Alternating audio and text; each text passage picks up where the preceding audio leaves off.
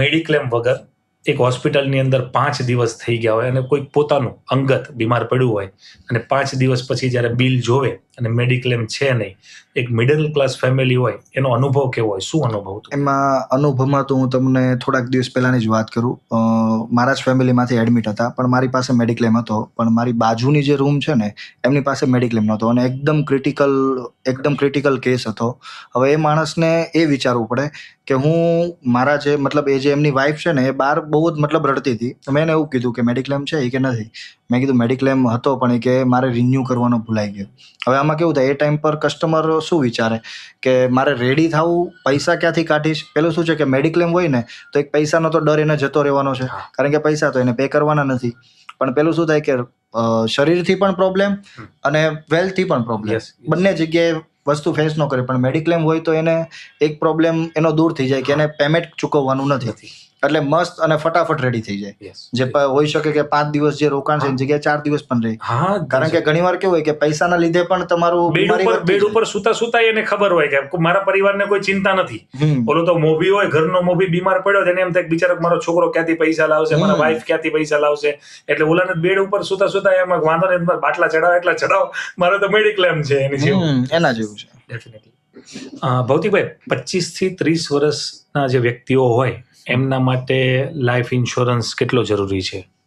25 થી 30 વર્ષની જે ઉંમર છે ને એ લોકોને શું છે કે અત્યારે ઓછું પ્રીમિયમ ભરીને વધારે ઇન્સ્યોરન્સ મળે, વધારે બેકઅપ મળે એવો પ્લાન પહેલાં તો લેવો જોઈએ. એના પછી કોઈ બી સેવિંગ પ્લાન છે કે જેમાં 7 થી 8% રિટર્ન મળતું હોય એવો પ્લાન લે તો બી ચાલે. એના પછી પેન્શન પ્લાન છે. એટલે એક વ્યક્તિ એની જિંદગીમાં 25 વર્ષથી જો ચાલુ કરે છે તો સૌથી પહેલાં ટર્મ પ્લાન, પછી કોઈ બી રેગ્યુલર ઇન્કમ વાળો પ્લાન છે અને છેલ્લે પેન્શન પ્લાન. આ 3 પ્લાન જો એની પાસે હશે તો એ એકદમ બેસ્ટ જિંદગી જીવી શકશે. એ રૂપિયા વાળો થઈ ગયો એમ સમજી શકીએ આપણે, કારણ કે એને પછી કોઈ ટેન્શન જ નથી. કોઈ પડે તોય ટેન્શન નહીં અને કાલે ઉઠીને એના ફેમિલીની પણ બેકઅપ સારું એવું બેકઅપ. ભૌતિકભાઈ, લોકો ઇન્સ્યોરન્સ લેવા માટે મોડું ના કરે એના માટે તમે શું સંદેશ આપવા માટે માંગો છો? ઇન્સ્યોરન્સ વસ્તુ એક એવી છે કે જ્યારે તમારી હેલ્થ એકદમ કમ્પ્લીટ હશે, કોઈ નિરોગી, એ ટાઈમ પર તમને ઇન્સ્યોરન્સ કંપની સામેથી પ્રપોઝલ આપશે કે તમે ઇન્સ્યોરન્સ લઈ શકો છો. પણ ઇન કેસ જો કોઈ પણ બીમારી આવી ગઈ તો ઇન્સ્યોરન્સ કંપની એક પણ સિંગલ કંપની તમારો હાથ પકડશે નહીં. એ ટાઈમમાં તમારે એવું અંદરથી થાય કે મેં પહેલાં લઈ લીધો તો સારું હતું. એના કરતાં બેટર છે કે જાગ્યા ત્યારથી સવાર ત્યારે જ ઇન્સ્યોરન્સ તમારો કરાવી લો. મ્યુચ્યુઅલ ફંડ અને એસઆઈપીમાં તમે યોગ્ય પ્લાન કેવી રીતે પસંદ કરો છો? આમાં એ વસ્તુ આપણે કહી શકીએ કે મ્યુચ્યુઅલ ફંડ અને એસઆઈપી વસ્તુ એવી છે કે બને ત્યાં સુધી તમે કોઈ પણ વસ્તુ ટર્મ પ્લાનની સાથે તમે એને જોઈન્ટ કરી શકો છો. તમે પ્રાઇવેટલી પણ મ્યુચ્યુઅલ ફંડ કરી શકો છો. પણ બને ત્યાં સુધી ટર્મ પ્લાનની સાથે જો તમે મ્યુચ્યુઅલ ફંડ અટેચ કરો તો ગવર્મેન્ટે તમને એક સ્કીમ આપેલી છે કે જેમાં 2,50,000ની અંદર તમે ઇન્વેસ્ટ કરો છો તો જે બી પૈસા પાકતી મુદતે મેચ્યોરિટીમાં આવવાના છે એ તમારા બધા પૈસા ટેક્સ ફ્રી રહેવાના છે. ઓકે, ટેક્સ ફ્રી થઈ જાય છે બધા પૈસા. એટલા માટે હું એવું કહું છું કે પ્રાઇવેટ મ્યુચ્યુઅલ ફંડ કરતા ઇન્સ્યોરન્સ થકી તમે મ્યુચ્યુઅલ ફંડ લો તો એના કારણે પૈસા તમારા ટેક્સ ફ્રી થવાના ચાન્સીસ છે. મેડિક્લેમ ઇન્સ્યોરન્સની અંદર રાઇડર કેવા હોય છે અને એ શું વર્ક કરે છે? મેડિક્લેમ ઇન્સ્યોરન્સની અંદર રાઇડર 4-5 એવા રાઇડર છે કે જે હોવા જ જોઈએ. પહેલી વસ્તુ તો રૂમ મોડિફાયર શું યુઝ કરે છે કે સમજો કે તમે કોઈ બી રૂમ લઈ શકો છો. ઘણીવાર કેવું હોય, કોઈ બી પોલિસીમાં સિંગલ એસી પ્રાઇવેટ રૂમ જ તમે લઈ શકો કે એમાં એક બેડ હોય અને નેચરલી કોઈ બી હોસ્પિટલમાં જાઓ ને એટલે સિંગલ એસી પ્રાઇવેટ રૂમ બુક જ હોય. પણ આ જે સૂટ રૂમ છે, ડિલક્સ રૂમ છે, એ રૂમ તમારે લેવા હોય અને ઘણીવાર કોઈ મોટી હોસ્પિટલમાં જાઓ છો તો આ રાઇડર એ રીતે વર્ક કરે છે કે બેસ્ટમાં બેસ્ટ રૂમ તમે લઈ શકો અને બેસ્ટમાં બેસ્ટ સારવાર તમે કરી શકો. બીજું એક છે ક્લેમ પ્રોટેક્ટર. એ રીતે યુઝ કરે કે સમજો કે તમારું 10 લાખનું કવર છે પણ એ ટાઈમમાં તમે 10 લાખ રૂપિયા યુઝ કરી લીધા છે તો દર વર્ષે તમે ક્લેમ લો છો કે નથી લેતા, 10 લાખ રૂપિયા તમારા પ્લસ થવાના જ છે. પછી એક આવે 2 hour હોસ્પિટલાઇઝેશન.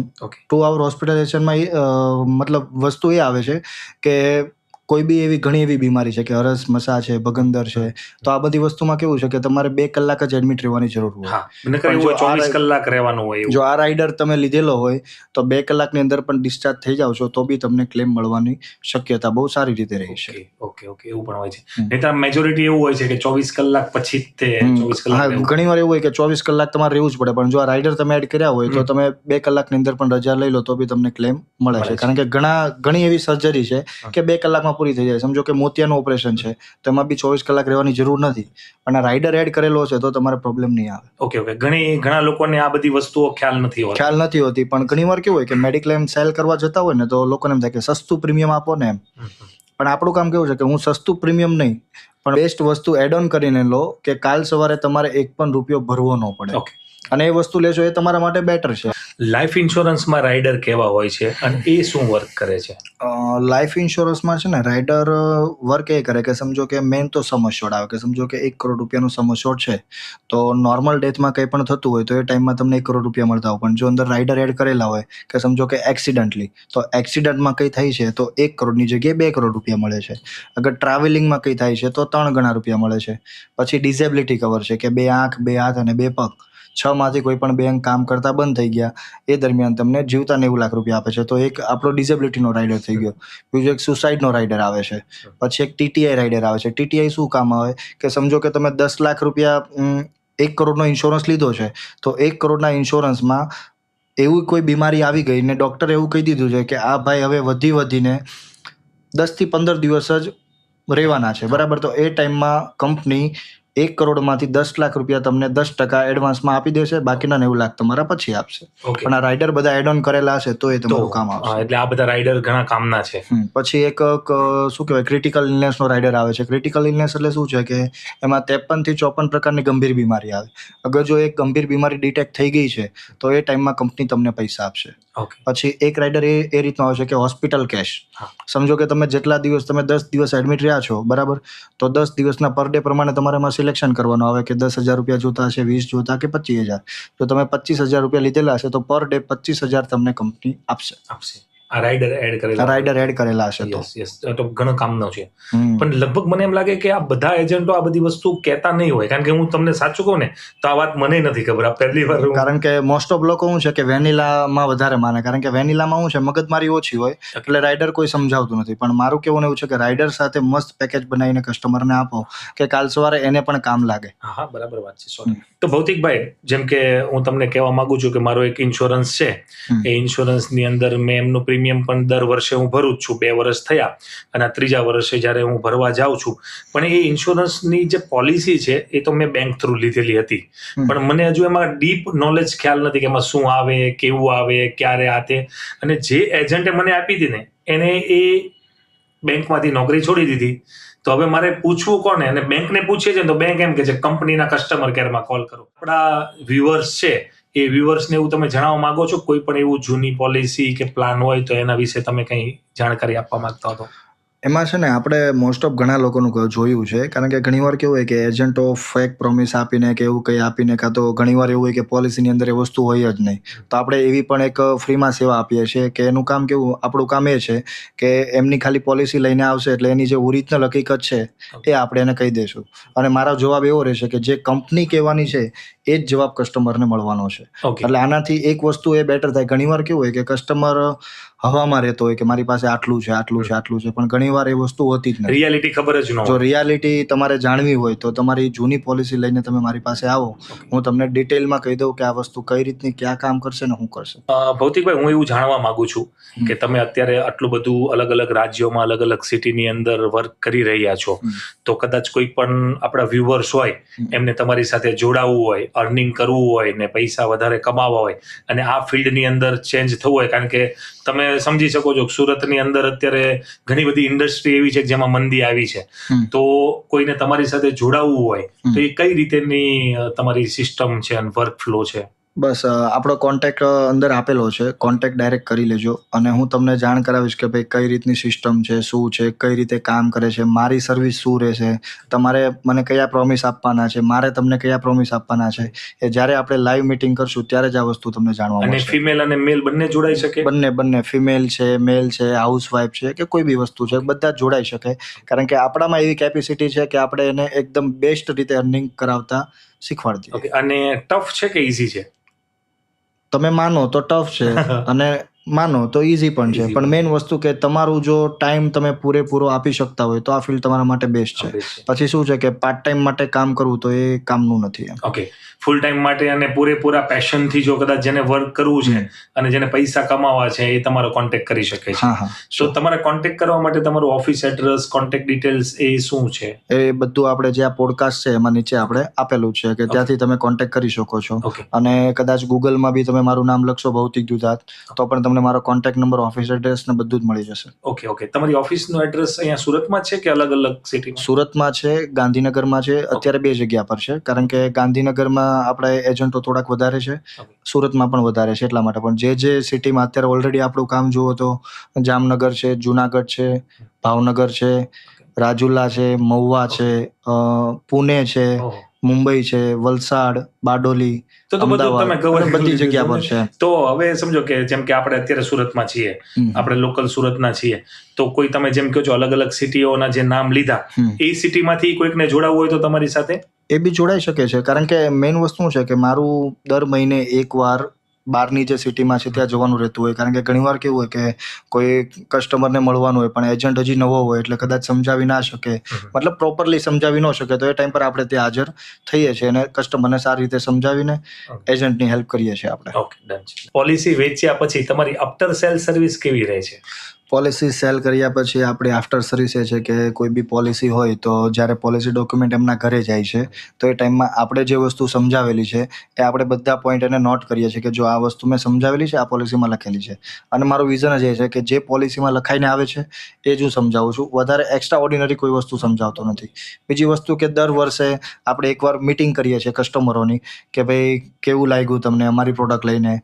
બીજી વસ્તુ કે વચ્ચે 1-2 વાર ફોન કરતા હોઈએ કે ભાઈ કસ્ટમર કઈ રીતનું કામ કરે છે, શું છે. બીજી વસ્તુ કે એમના કોઈ બિઝનેસ ચાલુ હોય ને બિઝનેસમાં કદાચ કોઈ પ્રોબ્લેમ આવતા હોય અને મારાથી જો શોર્ટ આઉટ થતું હોય તો આપણે એની હેલ્પ કરીએ છીએ. ઘણીવાર કેવું હોય કે સેમ બિઝનેસના 2-3 કસ્ટમર હોય તો એક કસ્ટમરનું ટીમ હોય, બેનું સારું ચાલતું હોય તો એ ટાઈમ પર આપણે એની હેલ્પ કરીએ કે ભાઈ આપણા બીજા કસ્ટમરને કહીએ કે ભાઈ એમનું કામ કરો. અને મોસ્ટ ઓફલી આપણું જે કામ છે ને ગ્રુપથી ચાલે છે. મતલબ ગ્રુપમાં ઘણીવાર કેવું હોય કે કોઈ ટેલર બી હોય, પછી કોઈ બિઝનેસમેન પણ હોય કે કોઈ બિલ્ડર છે, બધા જ લોકો આપણા ગ્રુપમાં છે. અને મેઇન વસ્તુ કે આપણા ગ્રુપમાં કામ કરવાથી એને મેઇન બેનિફિટ શું છે કે ડિસ્કાઉન્ટ થોડુંક મળવાના ચાન્સ એને રહી છે. ઓકે, કારણ કે તમારો ફ્લો બહુ મોટો છે એટલે ડિસ્કાઉન્ટ ને અને આ ટોટલ જેટલા બિઝનેસ છે ને એ બધા બિઝનેસના લોકો આપણી સાથે સંકળાયેલા છે. પછી આર્કિટેક્ચર હોય કે પછી લાકડા કાપવા વાળો હોય, સ્ટેશનરી વાળો છે, હોસ્પિટલ વાળા છે, બધા જ આપણા કસ્ટમરો છે, જ્વેલર્સ વાળા છે, બધા જ. ભૌતિકભાઈ, તો આપણે આ પોડકાસ્ટનો એન્ડ કરવા માટે જઈએ છીએ, તો તમારે આ સોસાયટીને, સમાજને, આજનું જે જનરેશન છે એને કોઈ એવો મેસેજ આપવો છે કે જેના કારણે લોકોમાં અવેરનેસ આવે? ઉમેશભાઈ, હું ખાલી એટલું કહું છું કે લોકો છે ને અત્યારે જે પૈસા વેડફી રહ્યા છે ને એની જગ્યાએ જો લાઈફ ઇન્સ્યોરન્સ છે કે મેડિક્લેમ ઇન્સ્યોરન્સ છે કે મતલબ 2 વ્હીલ 4 વ્હીલ છે, તો આ બધું કેવું છે ઘણીવાર આપણે 2 વ્હીલ કે 4 વ્હીલ કોઈ બી વસ્તુ લેતા હોય તો આપણા મહેનતના પૈસા હોય, પણ આ ઇન્સ્યોરન્સ એક એવી વસ્તુ છે કે માઇનોર પ્રીમિયમથી તમારી એ વસ્તુને સાચવી શકે ખરા, બરાબર. બીજી વસ્તુ કે લાઈફ ઇન્સ્યોરન્સ છે તો કાલ સવારે તમારા ફેમિલીને પણ સારી રીતે કરી શકે. પણ મેઇન વસ્તુ અત્યારે શું છે કે લોકો વધારે આ કેફેમાં જવાનું, પછી મહિનામાં 5-6 વખત ફરવા જવાનું, એ બધા પૈસા લોકો પાસે છે. મતલબ મેઇન વસ્તુ કે પૈસા એવી જગ્યાએ વેડફી રહ્યા છે કે જ્યાં જરૂર જ નથી. મોજ શોખ, અત્યારનો જે યુગ છે ને મોસ્ટ ઓફ મોજ શોખ ઉપર વધારે જતો રહ્યો છે કે ભાઈ નહીં, જે થાય તે કર્યું થાય. હવે ઘણી જગ્યા પર એવું લોકો કહે કે ભાઈ આપણા છોકરા માટે કંઈ લેવું નથી, છોકરાનું જે થાય તે આપણે જોઈ લેશું, બરાબર. પણ આવું જ વસ્તુ જો આપણા પપ્પાએ વિચાર્યું હોત તો આપણે આ ફિલ્ડ ઉપર ના હોત.